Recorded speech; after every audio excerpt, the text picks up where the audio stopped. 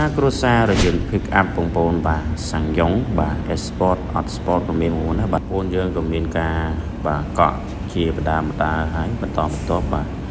កក់តាមផ្លូវក៏មានបងប្អូនណាបាទពាក់កណ្ដាលផ្លូវបាទយើងតម្លាក់មកពីទូបាទសម្រាប់រថយន្ត pick up បងប្អូនណាត្រូវការអាចតទៅបានតម្លៃគឺសមរម្យមែនទែនបាទបងប្អូនបាទសម្រាប់យកទៅប្រើប្រាស់លក្ខណៈឧស្សាហ៍បាទឬមួយក៏ដឹកជាកញ្ចប់បាទផ្សេងបាទអាចទៅបានយើងមានគីខានីវ៉លក៏យើងមានតម្លាក់មកដែរបាទយន្តយើងមានជ្រើសរើសបាទបងប្អូនណាច្រើនជម្រើសបាទហើយមានពណ៌សបាទពណ៌សនេះ Sport បាទយើងកន្លត់ឡាញតិចពណ៌សនេះបាទហើយមួយគ្រឿងនេះគឺស្អាតមូលតាល់តែម្ដងមួយគ្រឿងនេះគឺគេយកបាត់ហើយបាទ Can គេយកបាទកក់លុយមិញហ្នឹងបាទពណ៌សនៅមានច្រើនជម្រើសទៀតបងប្អូនណា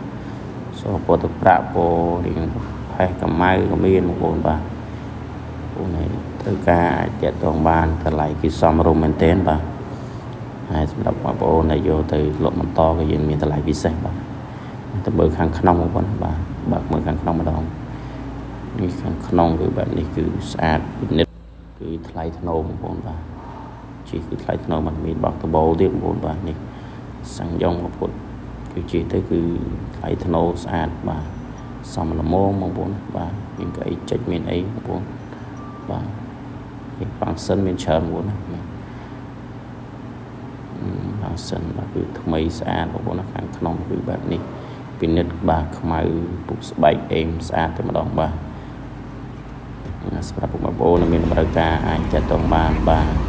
យើងមានទិញដាច់ក៏បានបងរំលោះក៏បានបងប្អូនបាទសូមអរគុណ